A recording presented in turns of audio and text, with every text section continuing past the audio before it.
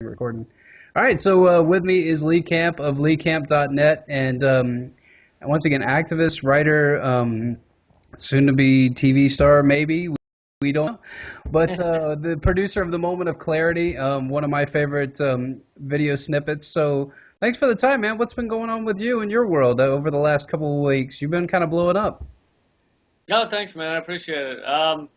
Yeah, I've been doing all the same things I've been doing for a while now. Moment of Clarity web series.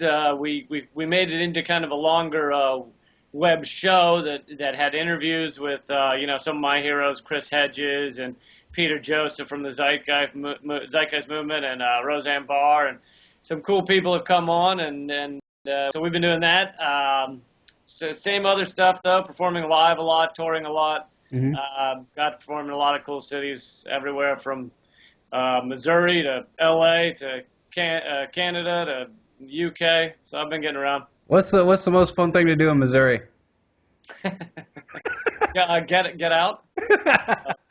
No, here's the thing though, is because I'm doing my shows in these places, I get to meet the coolest people in the world. So, yes, I was in Missouri, but I was hanging out with the awesome people growing their own food in their gardens and shit like that. So. Oh man, those evil terrorists, those thought criminals. I know. They're food terrorists is what they are. And honestly, we're not far from them being designated food terrorists, considering that if you now currently report on like cruelty to animals in factory farming and stuff, they call that a terrorist act under the law. It's crazy. Well, factory farming has gotten away with a lot of bullshit for a really long time. I mean, they exempt themselves from the regulations and then come after the smaller guys and shut them down. And welcome to big government and big corporations working together, as always. Yeah. They have massive pull, just agribusiness, just billions of dollars, and there aren't that many small farmers left anymore, and the ones that are quite struggling because the big agribusiness guys just destroy everything in their path. So. Well, the one thing I really like about what you do is that you create, number one, you create memes, which makes it easier for people to start a dialogue. But I think one of the big things is that is at least starting the conversation, and first the entire populace has to be aware that they're having issues, that there are major issues that have been covered up for a very long time. One of the things that you and Abby Martin went over that I thought was very telling is the amount of money it would take to stop world hunger. And I think that most people would agree that, hey, that sounds like a good idea. I would love to stop world hunger. But then they run into this paradigm of, well, as long as you get it from somewhere else and it's not coming from my pocket. But I think that that's the one thing that we're going to have to change as a society, and just a mental construct, is to say that we're going to have to do something about this. This has to change. Yeah, I mean, for one thing, in a lot of ways, it is coming from your pocket, because when people are hungry and need to go to government assistance and are struggling, and often people who are starving and homeless end up committing crimes because it's the only way they can live. So this stuff does come back to bite you. I think people think, oh, well, it's happening over there and I don't have to deal with it, but it impacts your life, and the worse it gets here in the U.S., the worse it's going to be for people. And so it does come out of your pocket. It does affect your life. But yeah, the numbers are staggering. I mean, they're mind-blowing. The UN estimates that it would take, these are the numbers you're talking about, it would take $30 billion a year to get rid of world hunger. Now, to put that in perspective, the Koch brothers themselves have $50 billion. It fluctuates depending on stock market, but around $50 billion. But do you think they're using that money to feed the world? No, they wouldn't give a tip of a turd to help feed people. They'd rather invest in corporations gutting people's lives. And another number that came out recently is if you added up all the money held in U.S. millionaire households, so above $1 million, it's $50 trillion. Mm-hmm. 11 trillion of that in offshore tax havens, but it's just an insane amount of money that we can't even comprehend. And that's not even including the people that are part of the Federal Reserve System that actually get to print the money for themselves. And then they are exempt from all these regulations and, like you said, tax havens and so on and so forth.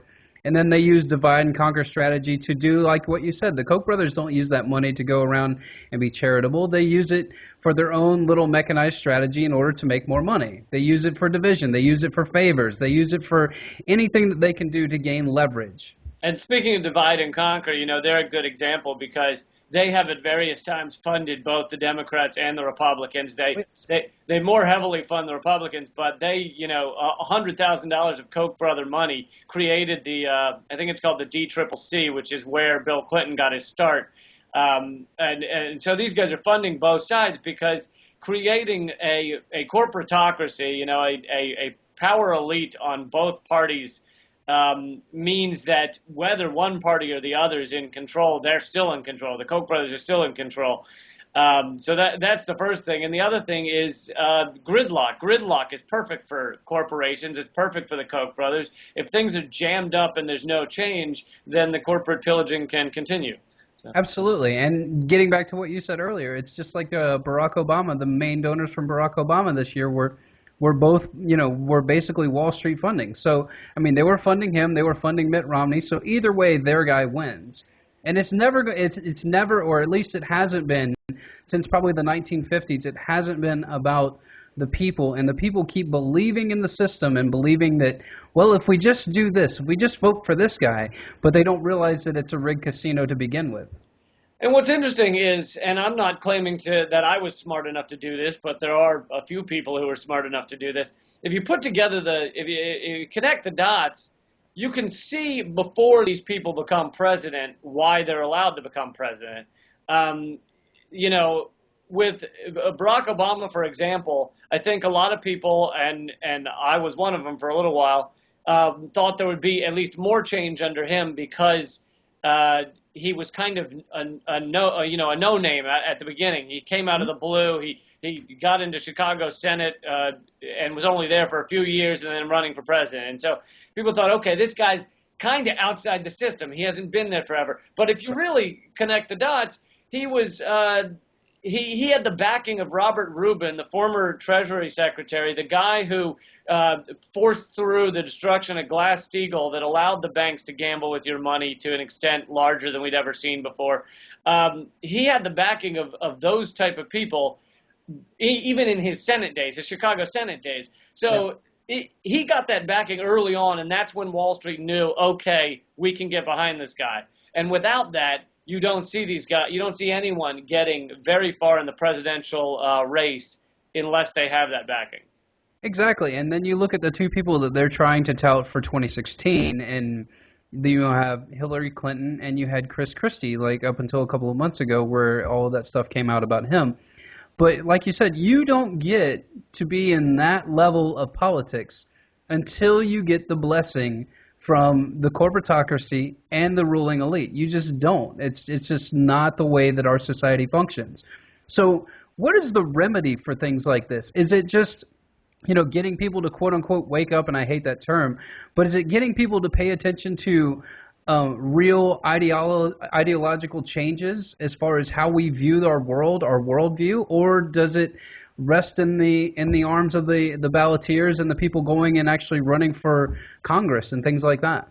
Well, it's all of the above. I mean, it needs to be an all of the above change, but in terms of politicians, the number one thing that needs to change is money in the system. If you could get money out of the system, then you couldn't carpet bomb a city with endless ads that people believe. People think they don't believe the ads. Everyone thinks they're smart enough to only believe what they think they believe and not be influenced is bullshit. We're all influenced. If you're watching a lot of ads, if you're even taking them into the side of your eyes, then it is impacting you. It may, there's greater and lesser extents, but until you get money out of the system, you're never going to change much about these politicians. Now, outside of that, it is about waking up in the sense of becoming informed, and that is happening. It's happening slowly, but it is happening.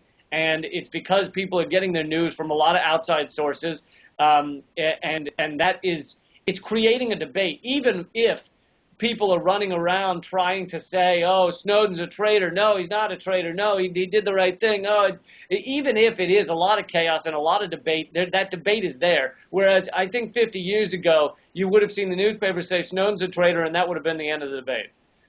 Absolutely, or even back in the early 90s and late 80s, it was super controlled. To the point where people were believing that Reagan was, or now it's completely flipped on its head. That now you have like hindsight politics where Reagan was this great guy, and it was like, no, if you really look at his policies, it was completely opposite from what you believe it Right. is.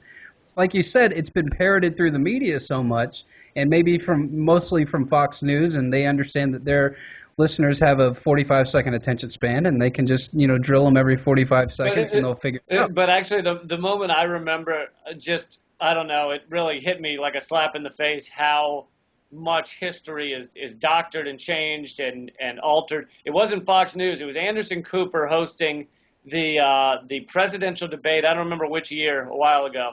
And they're in the Reagan Library, and he's sitting out there for the debate. And he's at the podium, and he goes, "Now I have here Ronald Reagan's diary. I don't want to touch it. I'm afraid to touch it."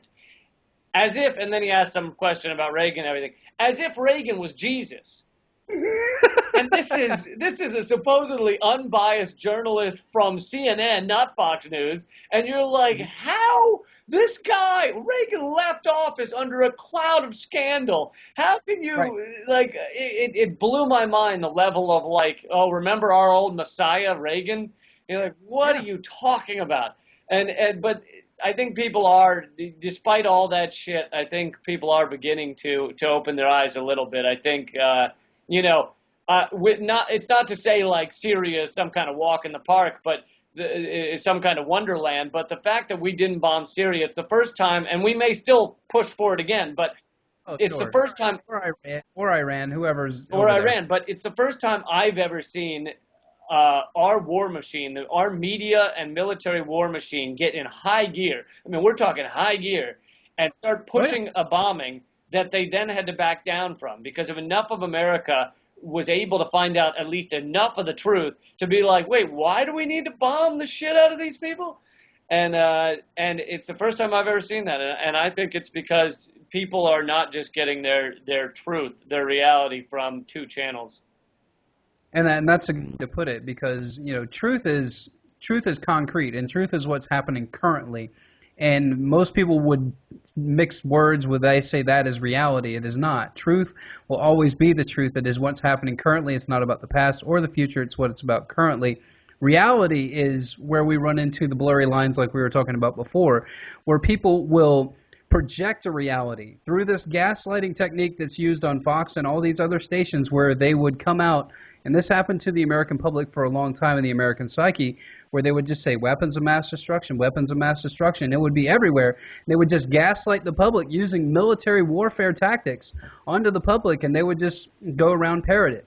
And like you said, now they still try that, where they created a false debate with Snowden and said, well, is he a traitor, or is he a whistleblower? Is he a leaker? Is he this? So they tried to create the false debate, but like you said, the American people came through and said, no, no, no, that's not the debate. The debate is, what the fuck are you Right. guys doing? Right. Yeah.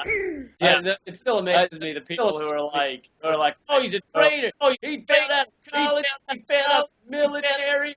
He's a loser. He's a loser. I'm like someone telling you your house is on fire. You then look, you see it's on fire, and you turn back and go, hold on, didn't you fail out of college?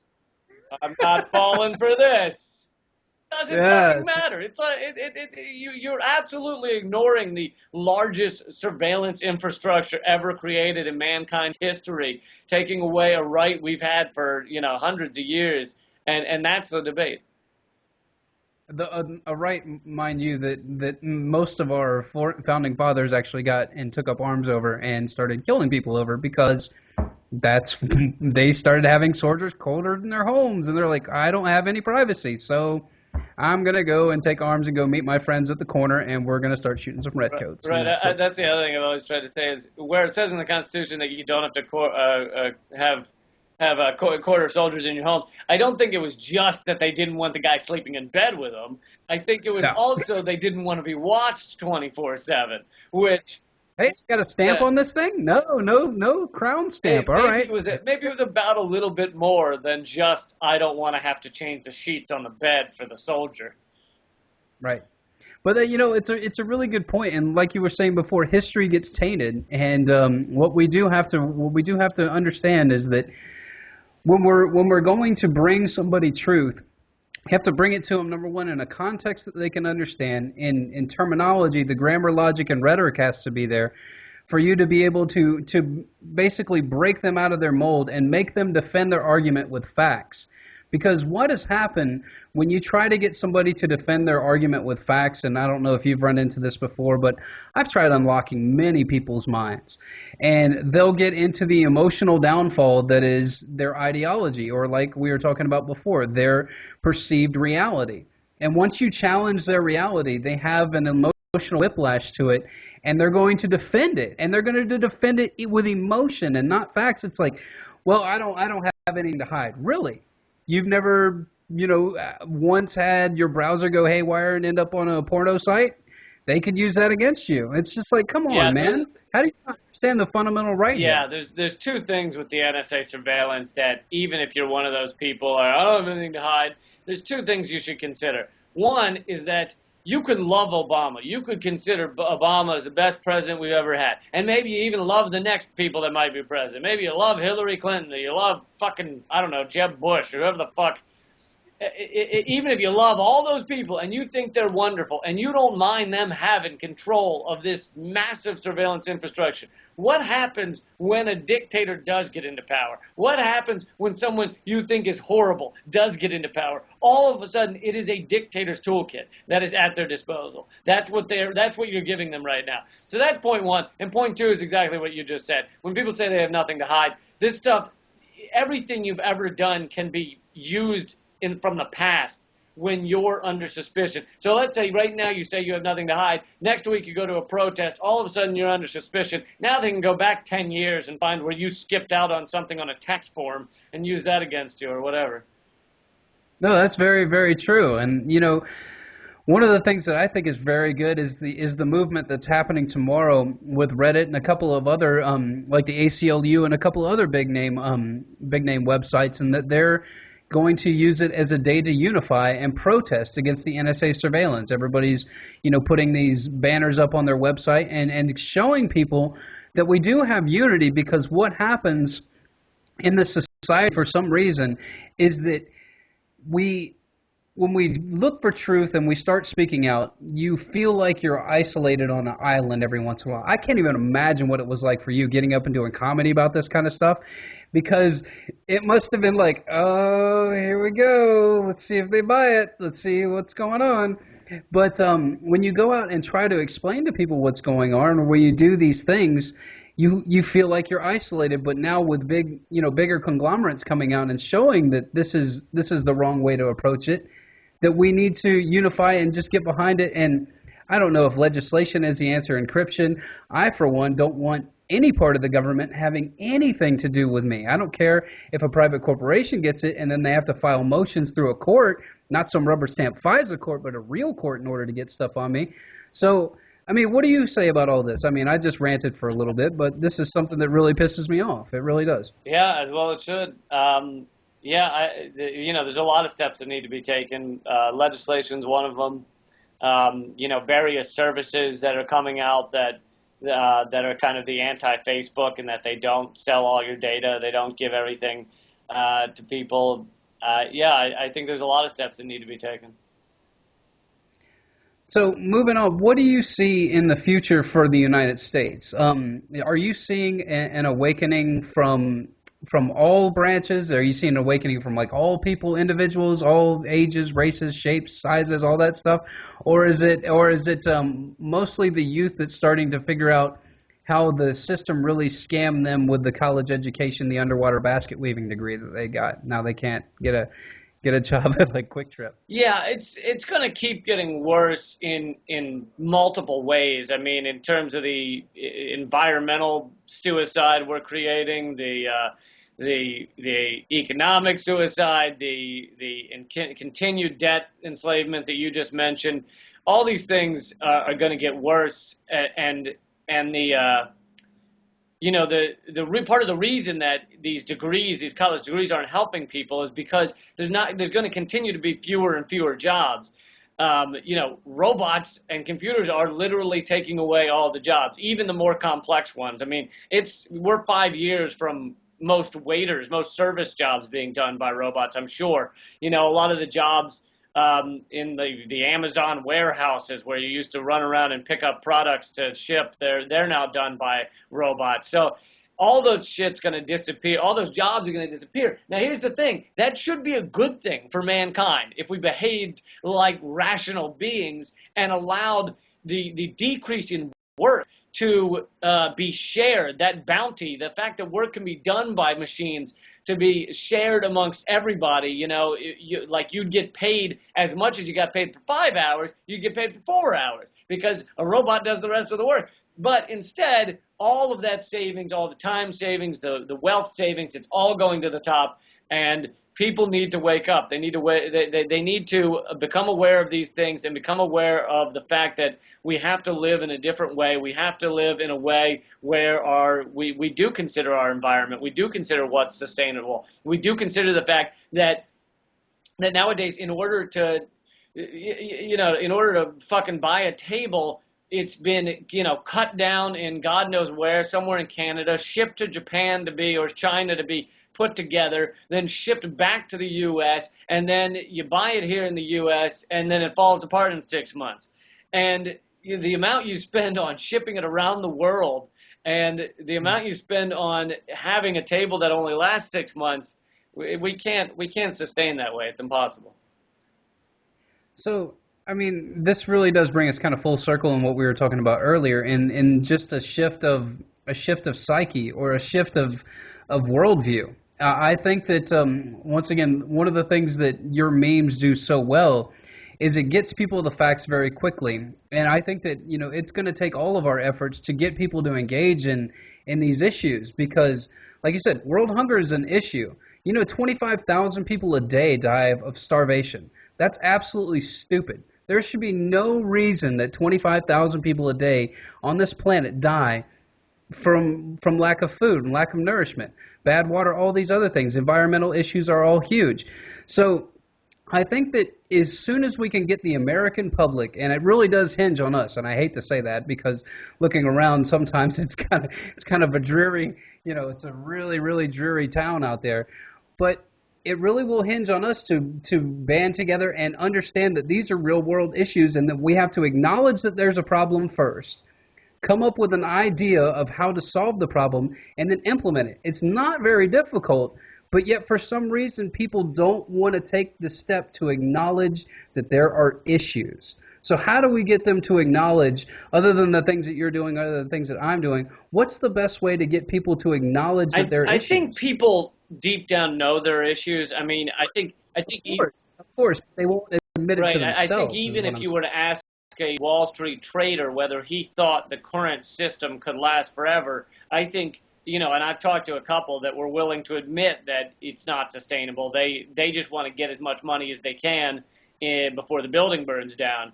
So I think that most people know that. The problem is that I think it's twofold, or maybe more than that, but one of the big things is that they're trying to deal with their day-to-day. They're trying to make enough money to eat tomorrow. So, protesting, whether it be online or in the streets or whatever, is not something that they're able or willing to take the time to do. I think that that's part of it. And I think there's a big amount of learned helplessness. I think that every time there's a protest, they're told by the media that it's useless and it's a disaster, and look how silly these people are marching out here, and they don't know what they're talking about. And so every protest, and that's why Occupy scared the fuck out of them, is because it looked like a protest movement that hadn't learned its helplessness, hadn't learned its place. Right. So I think that those type of things need to continue in order to make people realize that protest can work, and it does work in a lot of things. You look at things like knocking down, and this speaks to what's going to happen tomorrow, February 11th. But you look at the things like knocking down the SOPA and PIPA bills that were going to infringe on the internet freedom. That was defeated by protesters, by people realizing that we're not helpless. We can make a change. Now, does that mean corporations then give up? Do they then go, oh, looks like they want their free internet, let's move on? they go to the next way to do it, and their next way this time is the Trans-Pacific Partnership, and that very well could be defeated as long as people keep waking up to what it is. But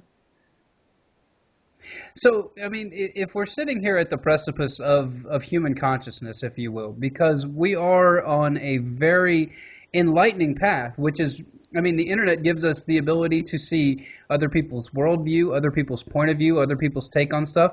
It, like you said earlier, it gives you the ability to, within an hour, learn about everything about Barack Obama, their past, all of these different tools that we can use in order to make informed decisions and make intellectual changes in our life with using intellectual self-defense like the trivium method and understanding how that works and applying that to day-to-day life. Now, before we let you go, what are the biggest things that you think are coming down the pipe as far as being active and being aware of? Obviously, the Trans-Pacific Partnership. Have we seen that die off yet, or is that just kind of in the icebox and they're ready to roll that thing out no, it whenever? certainly has not died. They're having trouble getting fast track through, which would make it a lot easier for them to get it through. So that it's possible that could die, but fast track is not the end of it. And they have spent over 6 years. 600 corporate lobbyists have spent over 6 years making sure this thing happens. So they're not going to give up on it easily. And for those who don't know, Trans-Pacific Partnership is the largest trade deal ever seen, and NAFTA lost 2.5 million jobs alone, and this is considered NAFTA on steroids. Alan Grayson has seen the bill and says it cedes our sovereignty as a country to corporations. So that's what we're dealing with.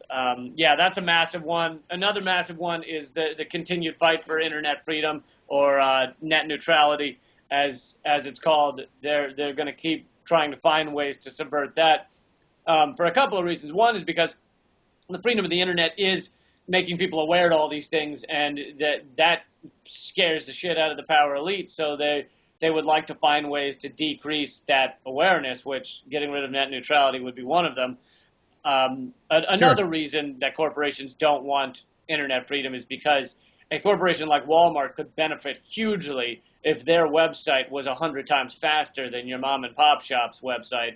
So that's Sure. another reason that they will keep fighting to take away internet freedom. Well, I mean, we do face an uphill battle, man, and it's I guess I don't know, what would your political ideology be? Would you be considered? I hate labels, but I mean, for the sake of argument, you would obviously be a little bit left of center, I would assume. Yeah, I don't subscribe to an ism, but I'm definitely far left. I think that you know people who continue to fully support Obama are lefties that don't want to dig deeper. They don't want to keep looking at the reality. I would have loved if he had been a true left president, but instead he's not. He's not even Republican light. I've called him Republican light for a long time, but it's a corporate leadership. I mean, That's it. he's a greater prosecution of whistleblowers than ever before, more drone bombings, obviously, more taking away of American rights. I mean, the fact that he's willing to talk about assassinating, this is in the news today, possibly assassinating an American citizen without a trial or charges for pre-crime reasons, because he might do something down the road, is that's going far beyond what Bush did in terms of that type of thing. But so yeah, all I'm saying is I try not to subscribe to an ism, but I am far left. I'm actually on the Green Party's shadow cabinet. They have a commissioner of comedic arts, but that I try to look at each politician for their own merits, and if someone in the Green Party is someone that I can get behind, then I will. But yeah, I think people have to just read up on things and learn about things and decide case by case whether it fits with their worldview. Something else I wanted to mention in terms of what's coming down the pike is, and I don't know whether this will be big. Maybe it will, maybe it won't. But the worldwide wave of action is what some people are calling the next step for Occupy, and the people who became activated by Occupy.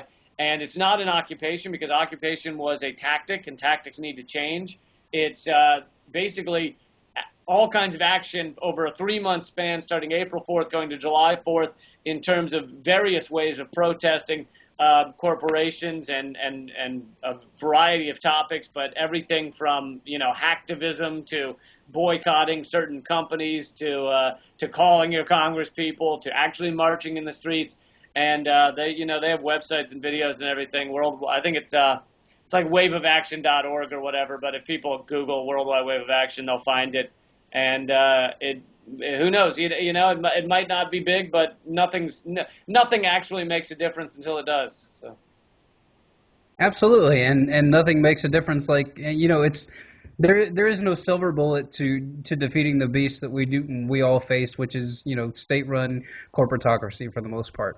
And so there's nothing that we can do, and there's not one march that we can all have, and then it'll all go away. Just like you said, there's not one legislation piece that we can pass. And I think that people are starting to really become aware that freedom and liberty are those things that you're going to have to fight for, and you're not going to you can't stop, because we basically let off the gas from like the late 80s all through the 90s, and everybody's just like, we're the good guys, we don't do anything bad, nothing will ever happen here. And then you turn around like, oh shit, my government's spying on me, we're launching wars for no reason, what the hell is going on? And so now I think that that's the state that we're in, and I guess I would consider myself, well, philosophically I'm an anarcho-capitalist, so complete opposite end of the spectrum of you, but we have tons in common, people, and that's why I want people to understand that whether you're on one end of the spectrum or the other, it doesn't really matter. You have human needs, and we have human intuition that needs to take place here. And then we can infight about what kind of political system or whatever we want to have later, but we're facing a lot of tough shit. That's the thing is because they tried to define us in red team and blue team America, people haven't stopped to think about the fact how much we agree on so many of these things. And that's why these parties don't seem to make any sense anymore. That's why you can see like a Ron Paul running in the Republican Party when, half the time I agree with Ron Paul and I never agree with anybody else in the Republican Party. So it doesn't make any sense. You have Green Party candidates that aren't allowed in the Democratic anything, even weren't even allowed to come in and compete in the debate, and they Jill Stein was arrested. She's like, 5'0". She's handcuffed to a chair underneath the debates and released after they're over, as if she was going to go running in and spread truth in front of the audience. It was horrible. So these parties don't mean anything. They only mean the thing that these two parties mean is simply corporate rule. That is, they agree on that 90% of the time, every step of the way, and that is what they have in common, and that is why they're the two parties that are allowed on that debate stage. That's right. Which flavor of cyanide do you guys want? Here we go. We got red and we got blue.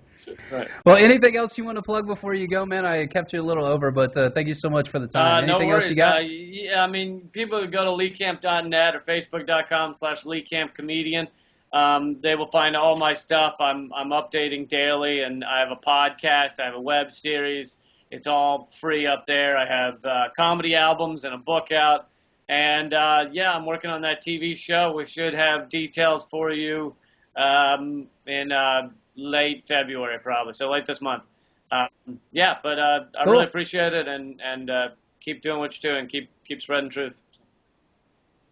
That's what it's all about, man. And I'll have you back up in a month or so once you're free to chat about the television show. I'm looking forward to that, man. And always a pleasure having you on. Once again, Lee Camp of LeeCamp.net. Thanks, Take care, buddy.